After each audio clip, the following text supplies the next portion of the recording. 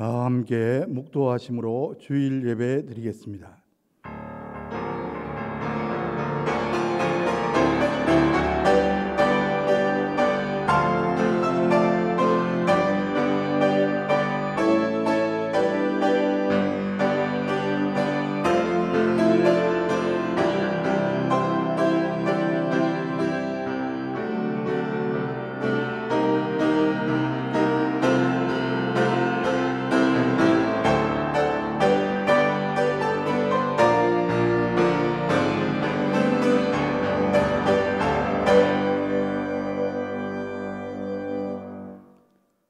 하나님은 영이시니 예배하는 자가 영과 진리로 예배할지니라. 세상 만물을 창조하시고 지금도 섭리하시는 삼위일체 하나님께 찬송과 영광과 존귀를 돌리옵나이다. 부활의 감격 속에서 지난 한 주간을 보내게 하시고 오늘 코로나19 상황 가운데 가정에서, 현장에서, 예배당에서 예배 드리게 해주시니 진심으로 감사드립니다. 전능하신 하나님 아버지, 부활의 감격이 우리 심령 안에서 식어지지 않도록 지켜주시옵소서. 우리 안에 허락하신 부활의 기쁨이 소멸되지 않도록 도와주시옵소서. 부활하신 주님을 만난 제자들이 복음 전파의 사명에 눈을 뜬 것과 같이 저희들도 온 세상과 열방에 복음을 전하시는 주님의 명령을 들을 수 있게 하여 주시옵소서. 부활하셔서 성도들에게 참된 소망을 주신 예수 그리스도의 이름으로 간절히 기원하옵나이다. 아멘. 모두 일어나셔서 1장 찬송을 드리겠습니다.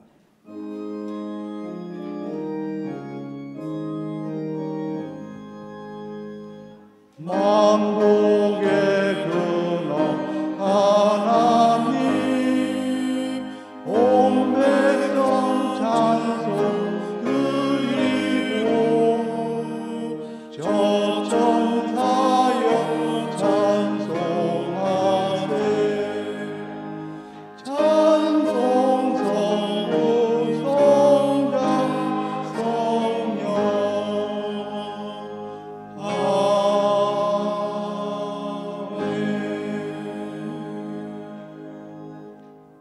교독문은 제7번 시편 13편입니다. 함께 교독하시겠습니다. 여호와여, 어느 때까지이니까 나를 영원히 잊으시나이까? 주의 얼굴을 나에게서 어느 때까지 숨기시겠나이까? 나의 영혼이 번민하고 종일토록 마음에 근심하기를 어느 때까지 하오며, 내 원수가 나를 치며 자랑하기를 어느 때까지 하리이까? 여호와 내 하나님이여, 나를 생각하사 응답하시고 나의 눈을 밝히소서. 두렵건대 내가 사망의 잠을 잘까 하오며, 두렵건대 나의 원수가 이르기를 내가 그를 이겼다 할까 하오며, 내가 흔들릴 때 나의 대적들이 기뻐할까 하나이다. 나는 오직 주의 사랑을 의지하였사오니 나의 마음은 주의 근원을 기뻐하리이다. 내가 여호와를 찬송하리니 이는 주께서 내게 은덕을 베푸심이로다. 아멘. 기도하겠습니다. 이제 하나님과 나만이 하는 죄를 참여하며 기도드립니다.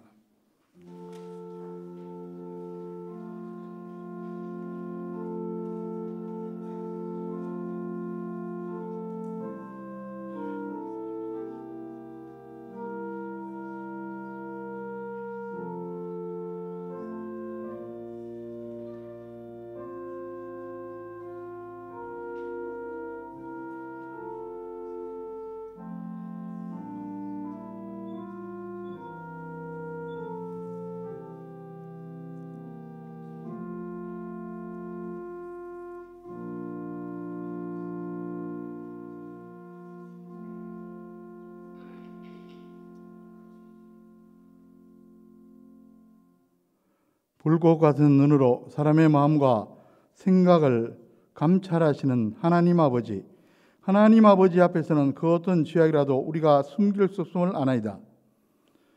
부족한 저희들이 이 땅에서 숨쉬며 살아온 것은 다 하나님의 은혜였습니다. 하지만 저희들은 그 크신 은혜를 깨닫지 못하고 마치 내가 잘나서 능력이 많아 성공한 듯 살았습니다.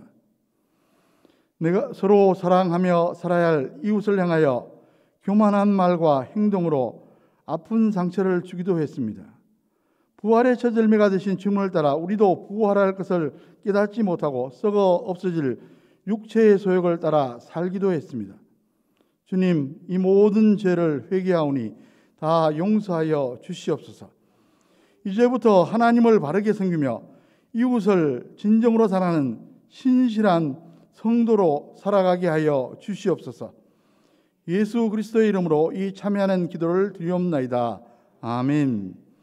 만일 우리가 우리 죄를 자백하면 그는 미쁘시고 의로우사 우리 죄를 사하시며 우리를 모든 불의에서 깨끗하게 하실 것이요 그런즉 누구든지 그리스도 안에 있으면 새로운 피조물이라 이전 것은 지나갔으니 보라 새 것이 되었도다. 아멘. 사도신경으로 신앙 고백하시겠습니다. 나는 전능하신 아버지 하나님 천지의 창조주를 믿습니다. 나는 그의 유일하신 아들 우리 주 예수 그리스도를 믿습니다. 그는 성령으로 잉태되어 동정녀 마리아에게서 나시고 본디오 빌라도에게 고난을 받아 십자가에 못 박혀 죽으시고 장사된 지 사흘 만에 죽은 자 가운데서 다시 살아나셨으며 하늘에 오르시어 전능하신 아버지 하나님 우편에 앉아 계시다가 거기로부터 살아있는 자와 죽은 자를 심판하러 오십니다. 나는 성령을 믿으며 거룩한 공교회와 성도의 교제와 죄를 용서받는 것과 몸의 부활과 영생을 믿습니다. 아멘. 다 자리에 앉으셔서 찬송가 67장 영광의 왕께 다 경배하며 찬송 드리겠습니다.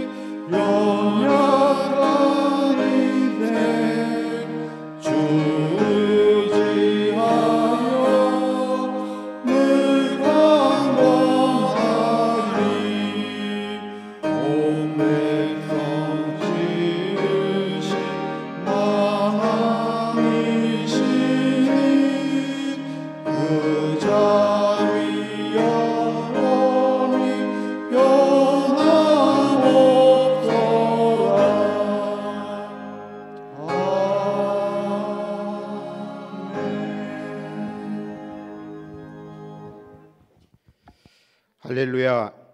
내가 진실로 진실로 너희에게 이르노니 내 말을 듣고 또 나 보내신 이를 믿는 자는 영생을 얻었고 심판에 이르지 아니하나니 사망에서 생명으로 옮겼느니라. 아멘. 인류를 위해 천지를 창조하신 전능하신 하나님 아버지, 인간의 죄와 허물로 인하여 독생자 예수 그리스도를 이 땅에 보내주시고 십자가의 고통과 아픔을 통해 저희들을 죄에서 구원해 주심을 진심으로 감사드립니다. 주님 앞에 나오기에 너무나 부족하지만 부족하고 연약한 인간의 나약한 모습 그대로 나온나이다. 부족한 죄인이지만 이 시간 주님의 이름을 부르며 주님께 기도드리며 주님을 찬양하며 주님의 말씀을 들을 때에 주님 홀로 영광 받으시는 시간이 되기를 원하오며 마음과 뜻과 정성을 다하여 저희들에게 은혜 충만한 시간이 되도록 인도하여 주옵소서. 죽을 수밖에 없는 죄인들을 위하여 십자가를 지시고 수많은 고통과 조롱을 감수하시면서도 저희들의 죄를 대신하여 십자가를 지신 우리의 구세주 예수를 우리의 주로 알게 하시고 오늘 또 아바 아버지로 부르는 하나님의 자녀됨을 진심으로 감사드립니다. 하나님의 크신 사랑으로 우리를 구원해 주시고 자녀 삼으시며 여기까지 인도하여 베푸신 은혜에 또한 감사드립니다. 세상 풍조를 따라 살며 여전히 내 생각과 감정, 주장을 앞세우고 육체의 정욕을 따라 살고 있는 것을 회개합니다. 옛사람을 버려 십자가에 내어 드리기를 원하며 헛된 것을 주인 삼고 우상을 세우던 내 안의 보좌를 그리스도께 내어 드립니다. 주의 보혈로 덮으시고 사하여 주옵소서. 하나님 아버지, 이 시간 성령님 임하여 주셔서 저희를 일깨워 주시고 치유 회복시켜 주셔서 모든 매인 것과 눌린 것에서 자유롭게 하여 주옵소서. 이 시간 저희는 하나님의 형상을 따라 지음받았음을 믿으며 죄와 허물로 죽었던 나를 예수 그리스도께서 구원하시고 살리셨음을 믿음으로 고백합니다. 주님, 우리가 그리스도와 함께 십자가에 못 박혔고 이제는 내가 사는 것이 아니요 내 안에 부활하신 예수 그리스도께서 사시는 것을 믿으며 그러므로 그리스도 안에서 새로운 피조물이 되었음을 믿음으로 고백합니다. 우리가 아직 죄인 되었을 때 그리스도께서는 우리를 위해 죽으셨다는 사도 바울의 증언을 되돌아보면서 오늘의 우리들이 예수님의 고난과 십자가의 죽음에 동참하는 길은 우리 이웃을 위한 삶을 사는 것이라고 저희 모두가 다짐하게 하옵소서. 이웃을 위한 삶의 길은 고난의 길이며 자기 희생의 길이며 악을 선으로 갚는 일이요 그리스도의 남은 고난을 우리 몸에 채우는 일이란 점을 깨닫게 하셔서 코로나19로 인하여 어려움을 겪고 있는 교회와 고난받는 이웃의 선한 친구가 되고자 하는 일에 교회들이 먼저 믿는 우리가 함께 봉사와 헌신을 통해 새롭게 거듭나게 하옵소서. 이 같은 교회와 이웃에 대한 헌신을 통해 주님의 나라를 믿음으로 확장시켜 나갈 수 있게 하시고 저희 모두가 이 일에 귀히 쓰임받게 하옵소서. 이 일을 위해 우리 교회의 온 성도가 서로를 위한 중보 기도를 멈추지 않게 하옵소서. 특별히 주님의 말씀을 전하실 목사님께 함께 하셔서 영육간의 신령함과 강건함을 주시고 저희들이 드리는 이 예배가 형식이나 습관대로 드리는 것이 아니라 감사와 찬양이 넘치는 예배가 되도록 주께서 친히 주장하여 주시옵소서. 오늘 또 우리 교회를 위해 기도하시는 연로하신 원로 은퇴 장로님과 연로하신 집사님 권사님들의 건강을 지켜주시고 주님 오시는 날까지 주님 나라에 가는 날까지 강건케 지켜주옵소서. 모든 말씀을 용서와 배려, 사랑의 십자가 지기를 원하는 부족한 죄인이 눈동자처럼 지켜주실 우리 구주 예수 그리스도의 이름으로 간절히 기도드리옵나이다. 아멘.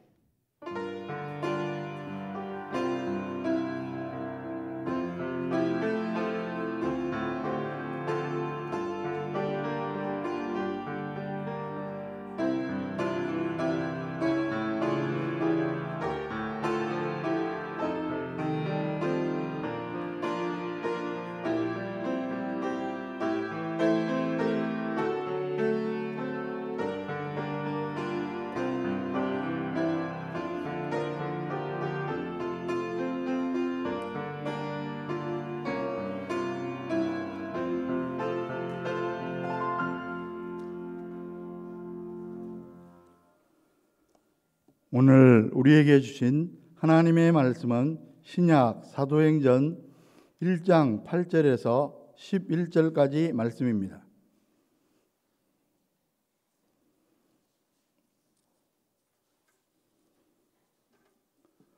오직 성령이 너희에게 임하시면 너희가 권능을 받고 예루살렘과 온 유대와 사마리아와 땅끝까지 이르러 내 증인이 되리라 하시니라. 이 말씀을 마치시고 그들이 보는데 올려져 가시니 구름이 그를 가리어 보이지 않게 하더라. 올라가실 때에 제자들이 자세히 하늘을 쳐다보고 있는데 흰 옷 입은 두 사람이 그들 곁에 서서 이르되 갈릴리 사람들아 어찌하여 서서 하늘을 쳐다보느냐. 너희 가운데서 하늘로 올려주신 이 예수는 하늘로 가심을 본 그대로 오시리라 하였느니라. 아멘.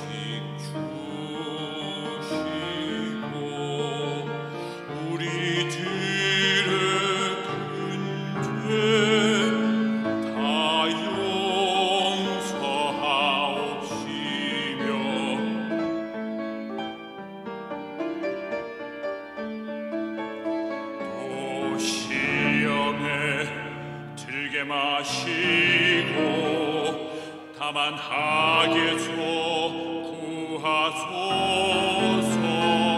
대개 주의 나라 주의 권세 주의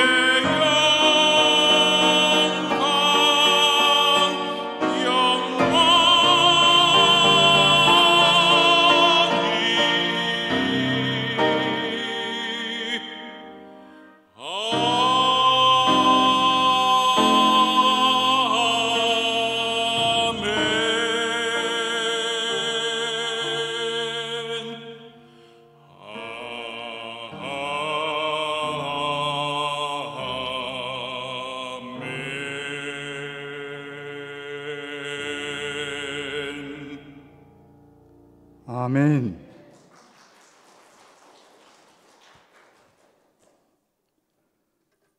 다시 한번 기도하겠습니다. 아름답고 신령한 우리의 찬양을 흠양하신 하나님 아버지, 오늘 이 시간 부족한 저희들에게 말씀하여 주시옵소서. 말씀을 감히 대언하는 자, 말씀을 듣는 자들 같은 성령님께서 주관하여 주시옵소서. 예수 그리스도의 이름으로 간절히 기도하옵나이다. 아멘. 2020년 즉 작년 2월 말 신천지 사태 당시 갑자기 교회 문이 닫혔을 때 잘 몰라서 당황하며 우왕좌왕했습니다. 과연 온라인 예배를 하나님께서 예배로 받아 주실까? 주일 성수로 인정해 주실까? 그 교계에서 연구와 토론 과정을 통해 대략 이렇게 정리했었습니다. 특별한 비상시국에는 온라인 예배가 허용된다. 물론 가급적 빨리 현장 예배로 복귀하는 게 정상이다. 그런데 1년이 훨씬 지났지만 지금 우리가 처한 상황은 아직도 비상시국입니다. 최근 코로나19 11 확진자가 연일 추사 600명이 넘고 있습니다. 거리두기 2.5 단계로 격상해야 될 텐데 만일 그렇게 되면 자영업자가 너무나 심각한 타격을 받기 때문에 2단계가 3주 또 연장되었습니다.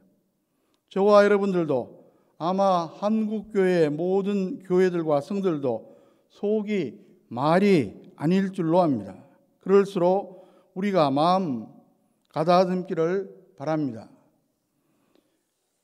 기도하면서 우리에게 맡겨주신 사명도 함께 감당할 수 있기를 바랍니다. 그래서 개인도 가정도 교회도 결국 회복되고 그로 인해 대한민국도 회복되는 하나님의 역사가 나타나기를 주의 이름으로 간절히 축원합니다.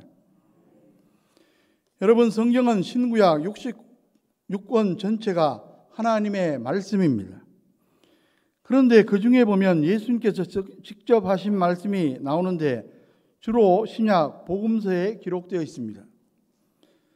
성경의 모든 말씀이 다 중요하지만 이처럼 예수님께서 직접 하신 말씀은 매우 중요합니다.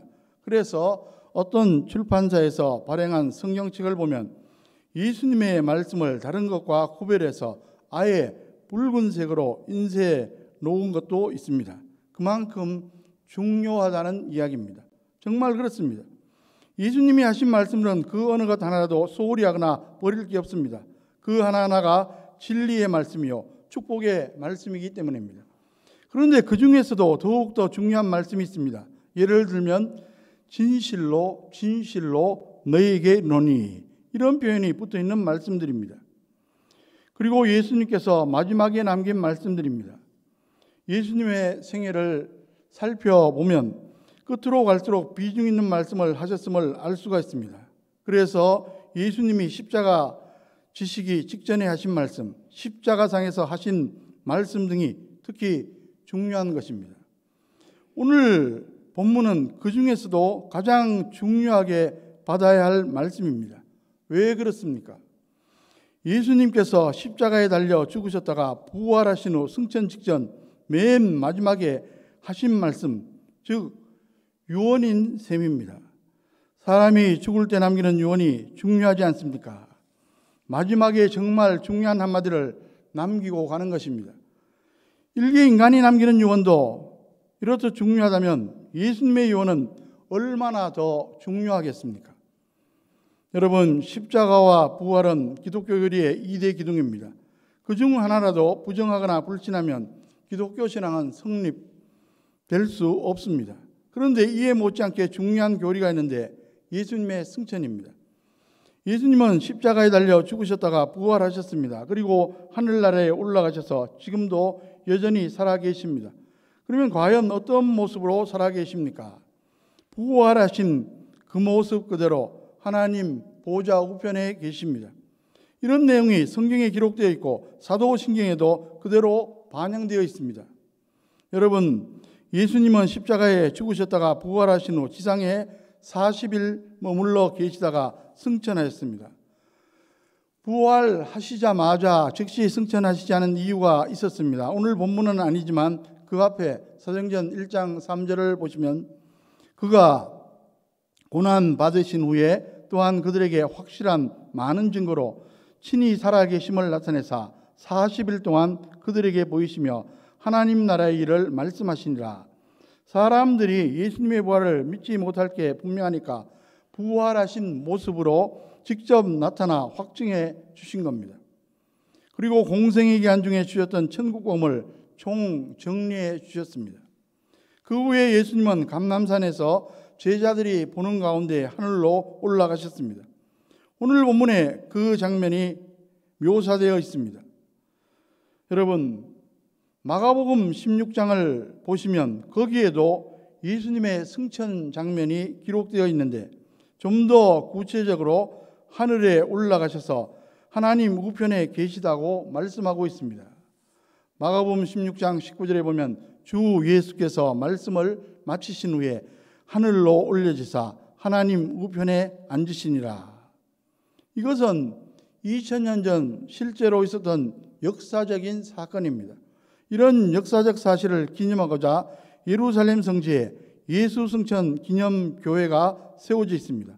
예수님이 승천하신 곳 감람산 정상 부근에 세워져 있습니다. 팔각형 모양의 도무로 된 작은 교회당인데 본래는 예수님이 하늘로 올라가셨음을 나타내고자 지붕 없이 건축되었다고 말합니다. 그런데 12세기 십자군 전쟁 이후 기독교에서 이슬람 세계로 넘어가면서 지붕이 더 씌워졌다고 말합니다. 어쨌든 예수님은 승천하셨습니다. 예수님은 승천하시면서 이 세상에 다시 오시겠다고, 즉 재림하시겠다고 약속하셨습니다. 오늘 본문 10절, 11절 말씀을 보십시오. 올라가실 때 제자들이 자세히 하늘을 쳐다보고 있는데 흰 옷 입은 두 사람이 그들 곁에 서서 이르되 갈릴리 사람들아 어찌하여 서서 하늘을 쳐다보느냐 너희 가운데서 하늘로 올려주신 이 예수는 하늘로 가심을 본 그대로 오시리라 하였느니라. 분명히 천국으로 떠나가신 것입니다. 그런데 우리는 흔히 이렇게 말합니다. 예수님이 우리와 함께 하신다. 예수님이 우리와 함께 하신다.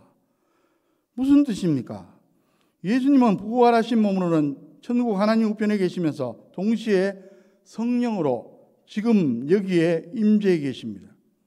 이것은 기억이나 상상이 아니라 현실적 실제입니다. 부활하신 예수님은 오늘 우리 가운데 살아 역사하십니다. 그렇습니다. 우리의 신앙은 예수님을 추억하고 그리워하는 게 아니라 예수님과 동행하며 예수님의 역사하심을 체험하는 삶 자체입니다. 이런 신앙을 가능케 해준 게 바로 예수님의 승천입니다. 이 시간 그 의미를 구체적으로 살펴보고자 합니다. 부디 오늘 말씀으로 그런 생생한 신앙을 회복하고 험한 세상 가운데서 승리의 삶을 살아가는 저와 여러분들 되시기를 주의 이름으로 간절히 축원합니다. 여러분, 예수님의 승천 사건은 하늘로 올라가셨다는 사실과 하나님 우편에 앉아 계신다는 사실을 포함합니다. 승천에 관해 자세히 살펴보기 전에 참고로 예수님의 생애 전 과정을 잠시 살펴보고자 합니다. 그 과정을 이렇게 표현할 수 있습니다. 신학 용어로 예수님의 비하, 예수님의 승기, 즉 예수님의 비하와 승귀입니다. 사도 바울이 빌립보서 2장 6절에서 11절에 요약해서 말씀하고 있습니다. 비하는 구체적으로 무엇입니까? 성육신, 즉 성탄, 고난, 십자가의 죽으심, 그리고 장사 되심입니다. 본래 하나님의 아들, 즉 하나님 자신이지만 인간의 육신을 입고 오셨습니다. 성육신, 즉 성탄입니다. 그 후에는 지상생애 내내 고난을 받으시다가 십자가에 못 박혀 죽으시고 장사되셨습니다. 철저히 낮아지신 겁니다. 그러면 승기는 구체적으로 무엇입니까? 하나님께서 높여주심으로 본래의 영광으로 복귀하신 것입니다. 장사되셨다가 사흘 만에 부활하셨고 그 후에 승천하셨습니다. 그리고 장차 재림하실 겁니다. 그러니까 승천 사건은 승기의 일환임을 알 수가 있습니다. 승천은 하늘로 올라가셔서 하나님 우편에 앉아 계시는 것인데 여기서 하늘은 과연 어디입니까? 혹자는 대기권 넘어 우주공간 어딘가라고 그렇게 연상합니다. 만일 그렇다면 예수님은 인류 최초의 우주인일 것입니다. 예수님이 올라가신 하늘은 그런 곳이 아닙니다. 분명히 실제하는 구체적 장소지만 전혀 차원이 다른 곳입니다. 여기서 우리는 장소라는 사실을 놓쳐서는 안 됩니다. 예수님이 강조하셨습니다. 요한복음 14장 2절에 내 아버지 집에 거할 곳이 많도다. 그렇지 않으면 너희에게 일렀으리라. 내가 너희를 위하여 거처를 예배하러 가느니. 아버지 집은 천국인데 그곳에 거할 곳과 거처가 있습니다. 그러니까 분명한 장소임을 알 수 있습니다. 우리는 흔히 천국과 이 세상의 거리가 얼마나 멀리 떨어지는지 궁금해하는데 공간적 거리의 문제가 아니라 차원의 문제입니다. 천국과 이 세상은 차원이 다를 뿐입니다. 그러므로 우리의 영혼이 임종 후 천국에 들어갈 때는 아마 눈 깜빡할 사이에 천국에 들어갈 것입니다. 예수님께서 제자들이 보는 앞에서 천국으로 올라가셨기에 장차 저와 여러분들도 그곳에 갈 줄로 믿습니다. 천국이 어디에 있는지 잘 몰라도 가본 적이 없어도 예수님이 가신 그 길로 따라가면 얼마든지 들어갈 수 있다는 말씀입니다. 그러면 이제 하나님 우편에 한 말의 의미를 좀 살펴보고자 합니다. 여기서 말하는 우편은 공간 개념이 아닙니다. 만일 그렇다면 하나님이 공간적으로 제한된 분이 되시고 맙니다. 이 말은 상징적인 표현으로 전능하신 하나님과 동등한 권세, 능력, 위엄, 영광 등을 의미합니다. 그러니까 예수님이 인간의 육신을 입고 세상에 내려오셔서 십자가에 죽으시고 부활하신 후 본래의 영광과 권세의 위치로 복귀하셨음을 의미합니다. 예수님께서 승천 직전에 하신 말씀을 참조하면 알 수가 있습니다. 마태복음 28장 18절에 예수께서 나와 말씀하여 이르시되 하늘과 땅의 모든 권세를 내게 주셨으니 모든 우주 만물을 통치하는 하나님의 권세를 가지고 계시다는 겁니다. 그리고 앉아 계신다는 것은 무슨 뜻입니까? 신약 히브리서 10장 11절 12절에서 설명해 줍니다. 제사장마다 매일 서서 섬기며 자주 같은 제사를 드리되 이 제사는 언제나 죄를 없게 하지 못하거니와 오직 그리스도는 죄를 위하여 한 영원한 제사를 드리시고 하나님 우편에 앉으사. 여러분, 서 있다가 앉으셨다는 것은 십자가 구속을 완성하셨음을 의미합니다. 구약의 인간 제사장들은 속죄 제사를 완성하지 못해서 매일 서서 일했습니다. 그러나 예수님은 십자가에서 단번에 속죄 제사를 끝내셨습니다. 그래서 한 영원한 제사를 영단번 제사라고 말하기도 합니다. 하나님 우편에 앉으신 예수님은 그 후로 계속 앉아 계십니다. 세상에 오셨을 때 십자가를 지시기까지 무척 수고하셨으니까 이제 푹 쉬십니까? 그것은 아닙니다. 시편 121편을 보면 하나님은 졸지도 주무시지도 않으신다고 말했는데 예수님도 마찬가지입니다. 하루 24시간 분초마다 항상 직무 중이십니다. 그렇습니다. 예수님은 구속사역은 완성하셨지만 구속주로서 절대의 주권자라서 계속 사역을 하고 계십니다. 사도행전 7장을 보면 스데반의 순교 사건이 기록되어 있습니다. 스데반이 유대인 공회에서 예수님이 십자가에 죽었다가 부활하신 하나님의 아들이라고 증거합니다. 그러자 유대인들이 죽이겠다고 달려듭니다. 그때 스데반은 전혀 당황하지 않았습니다. 사도행전 7장 55절에 스데반이 성령 충만하여 하늘을 우러러 주목하여 하나님의 영광과 및 예수께서 하나님 우편에 서신 것을 보고 하나님 우편에 앉아 계시던 예수님이 벌떡 일어나셨습니다. 스데반의 순교 순간 천국에서 스데반을 맞이하기 위해서 그러셨던 것입니다. 졸지도 주무시지도 않고 직무 중이셨음을 우리가 알 수 있습니다. 그러므로 여러분, 예수님은 지금도 하나님 우편에 앉아 계시면서 성령을 통해 우리와 함께하면서 역사하고 계심을 믿으시기 바랍니다. 그것이 우리의 바른 신앙입니다. 그러므로 우리는 험악한 세상에 살아가도 당당히 합력해서 승리할 수가 있습니다. 부디 그런 신앙으로 날마다 승리하며 살아가시는 저와 여러분 되시기를 주의 이름으로 간절히 축원합니다. 그런데 이쯤에서 우리가 한 가지 짚고 넘어가야 할 사실이 있습니다. 예수님이 부활하셔서 하나님의 권세와 능력을 가지고 계시면 되지 굳이 승천까지 하실 이유가 어디에 있느냐 이것입니다.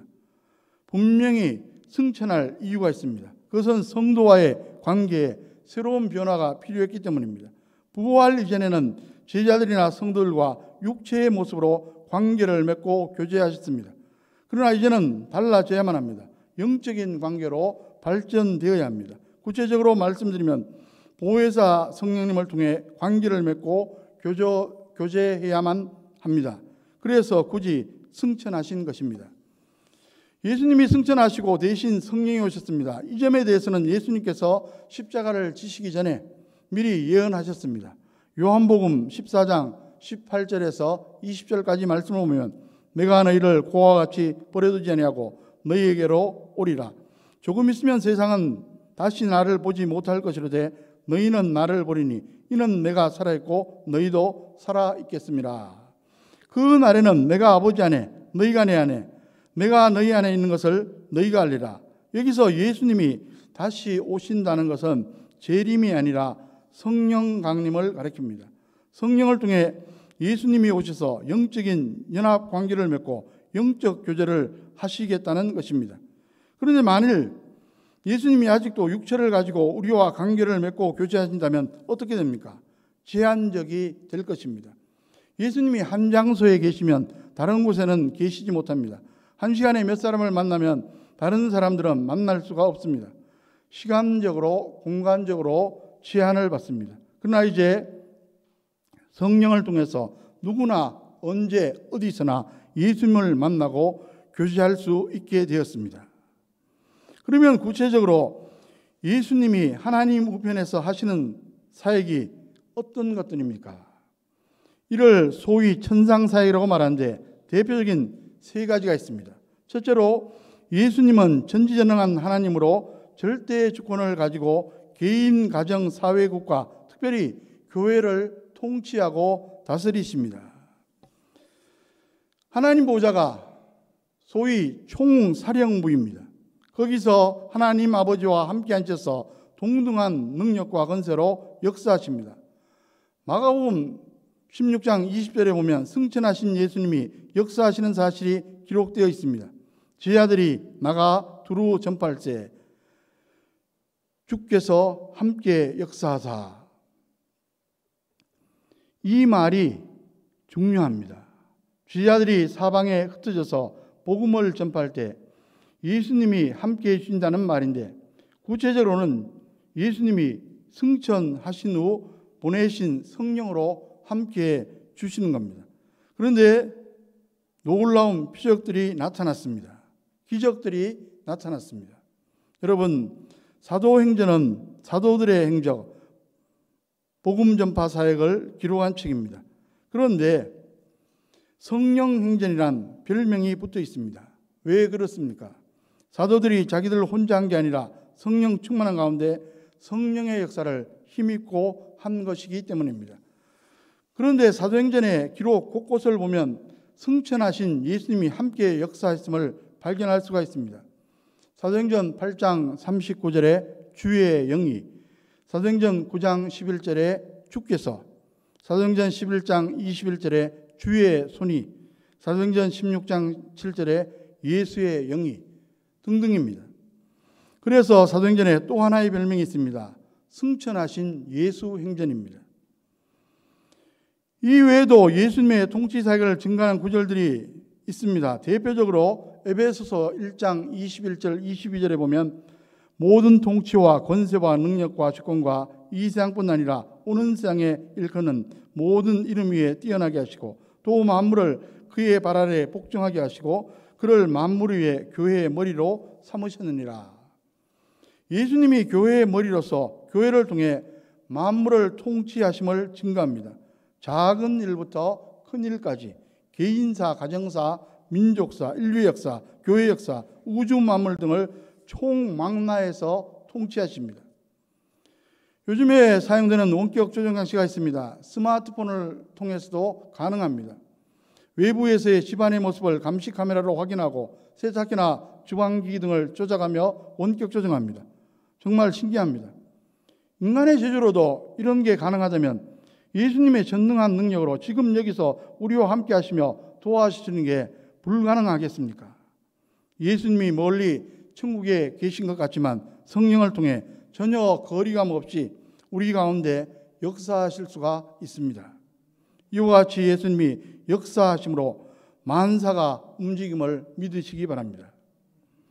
우리나라 최초의 선교사 언더우드의 경우도 마찬가지입니다. 그는 본래 인도 선교 지망생이었습니다. 대학과 신학교를 졸업한 후 1년간 인도와 기초의학을 공부하면서 인도 선교를 열심히 준비하고 있었습니다. 그런데 조선에 관한 정보를 듣게 됩니다. 미전도 종족이 있는 곳으로 아무도 가지 않는다는 것이었습니다. 그러던 어느 날 기도하는데 주님의 음성이 들려왔습니다. 아무도 가지 않는 그 조선에 내가 가지 않겠느냐. 언더우드가 그 음성에 반응했고 결국 방향을 틀어 1885년 4월 5일 부활절날 제물포항으로 입국하게 됩니다. 이 일로 인해 우리나라의 복음화와 근대화가 이루어지는 단초가 마련되었습니다. 그렇습니다. 우리는 무엇을 하든지 혼자가 아닙니다. 예수님이 함께해 주십니다. 우리의 삶의 과정을 인도하시고 보호해 주십니다. 그러므로 우리는 예수님이 보고 계심을 믿고 마음 든든한 가운데 승리하는 삶을 살아가시기를 주의 이름으로 간절히 축원합니다. 둘째로 예수님은 전지전능한 하나님으로 대언의 사역을 하십니다. 대언은 변호해 주는 것을 의미합니다. 예수님은 대언자이십니다. 예수님께서 이미 우리의 모든 죄를 담당하셨으므로 아버지께 당당하게 요구할 수가 있습니다. 오늘 그리고 계속해서 영원히.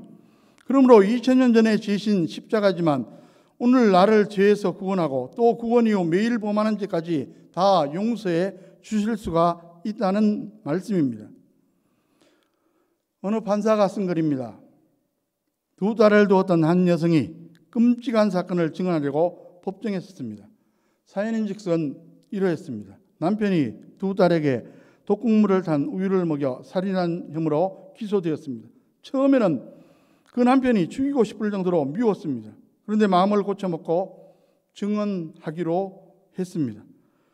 그녀의 가정은 한때 단란했습니다. 그런데 남편이 극심한 우울증으로 고통을 당하던 중 2딸 6세, 4세에게 그런 삶이 이어질까 봐 동반 자살을 기도했다가 2딸은 죽고 그 남편만 목숨을 건진 것입니다.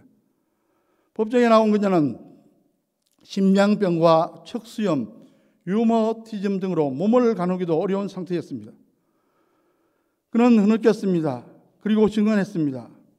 남편은 아이들이 미워서 살해하려고 한 게 아니라 세상에서 받을 고통을 막고 싶었던 것으로 그의 잘못은 세상에 대한 두려움이었다고 적극 변호했습니다. 그리고 이렇게 호소했습니다. 재판장님, 약한 마음을 가진 남편에게 형을 가볍게 내려 한 번이라도 사람답게 살 기회를 허락해 주시길 바랍니다.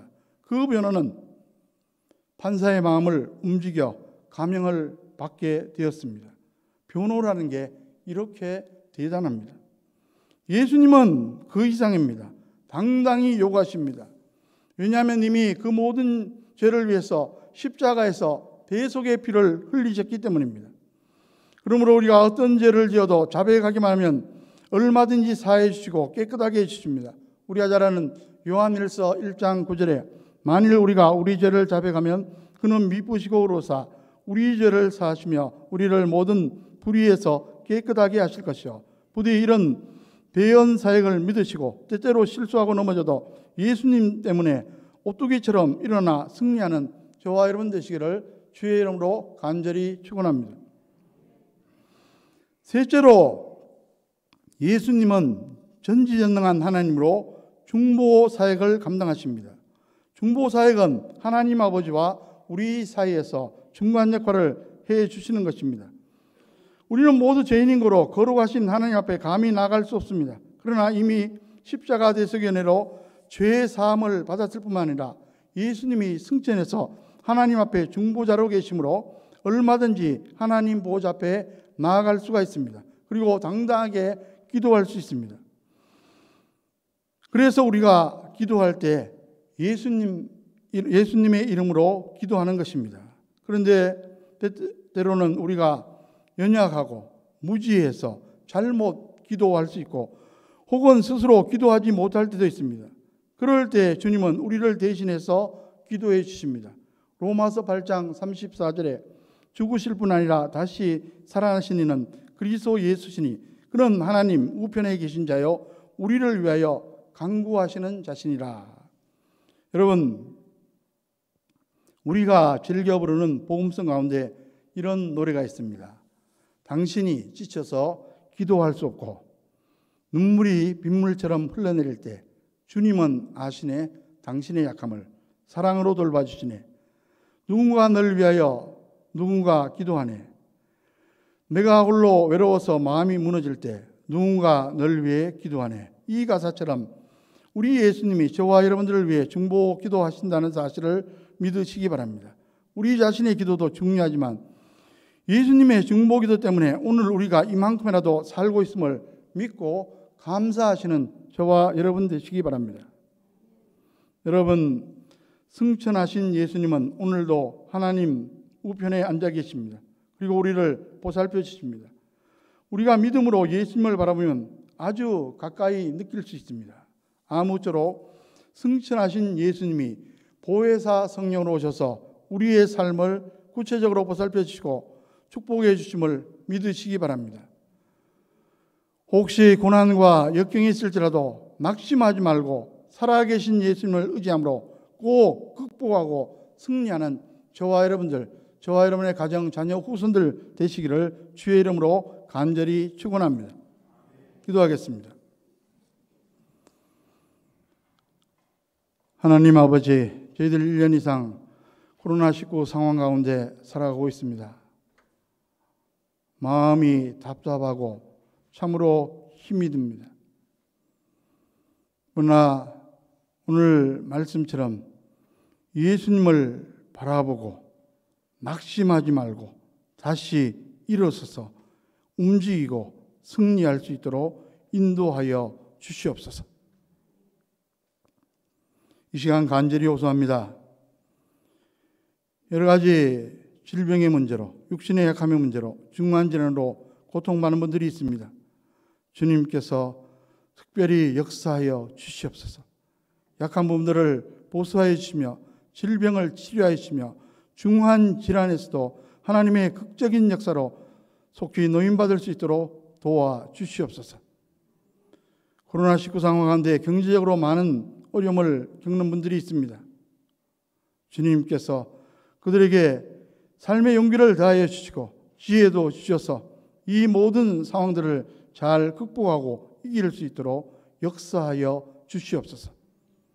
이 모든 말씀 예수 그리스도의 이름으로 간절히 기도하옵나이다. 아멘. 다 함께 384장 나의 갈 길 나가도록 찬송 드리겠습니다.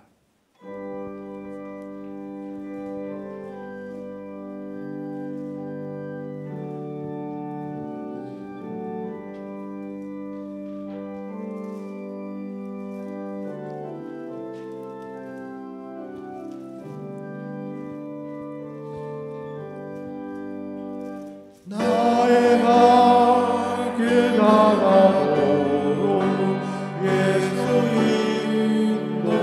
인도하시니 내 주 안에 있는 긍휼 어찌 심하리요. 믿음으로 사는 자는 하늘 위로 받겠네. 무슨 일을 만나든지 만사형과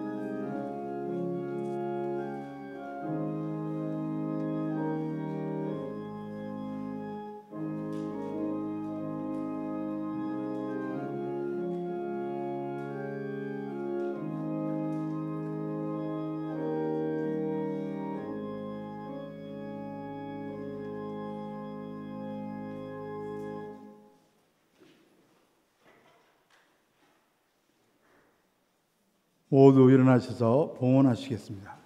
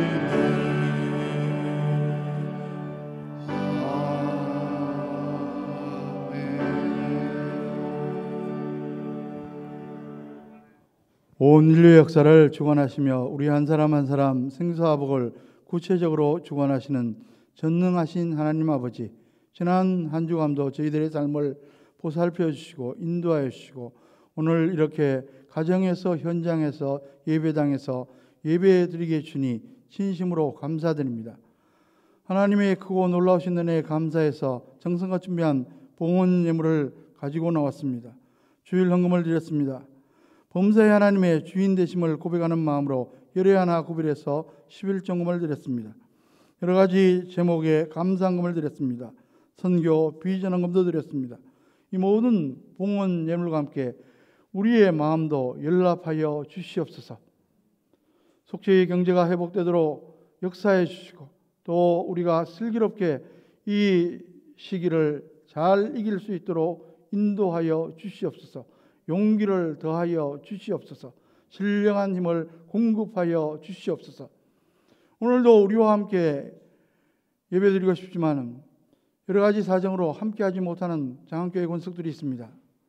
출장 중에 있기 때문에, 병원에 입원해 있기 때문에, 군문에 있기 때문에 여러 가지 사정으로 함께하지 못하는 장안교회 권속들, 어느 곳에 어느 형편에 있든지 간에 주님께서 위로하시고 동행하여 주시옵소서. 이 모든 말씀 예수 그리스도의 이름으로 간절히 기도하옵나이다. 아멘.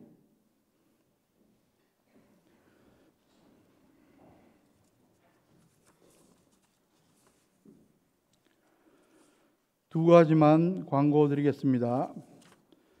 먼저 환우들을 위해서 계속 관심을 가지고 기도해 주시기 바랍니다. 또 600명 정도로 이렇게 숫자가 지난주보다 늘어났습니다.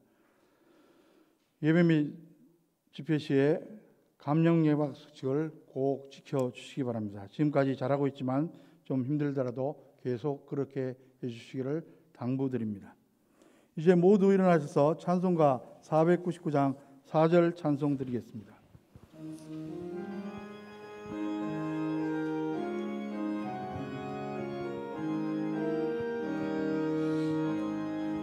온전한 마음 네 승리의 은하를 영광과 찬송 주께 드리네.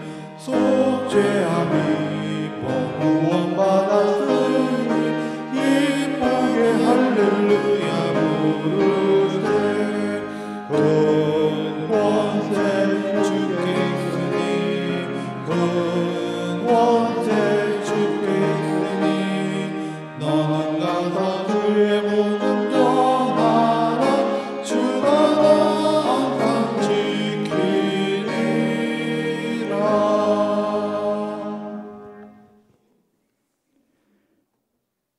이제는 우리를 위해 십자가에 달려 죽으시고 부활 승천하사 잠자는 자들의 처음 열매가 되신 우리 주 예수 그리스도의 은혜와 독생자를 십자가 희생의 제물로 삼아 우리를 죄와 사망 가운데서 건져 영원한 천국의 삶을 얻게 하신 하나님 아버지의 극진하신 사랑하심과 범사의 우리의 삶을 인도하시며 우리의 삶이 합력해서 선을 이루며 형통하도록 도와주시는 성령님의 교통하심과 축복하심이 가정에서, 현장에서, 예배당에서 예배드리는 심령들 위해 그들의 가정, 자녀, 후손들을 위해 장안교회 권속들 지금 어느 곳에 어느 형편에 있든지 간에 태중에 있는 심령일지라도 지금부터 영원토록 함께 하시기를 간절히 축원하옵나이다.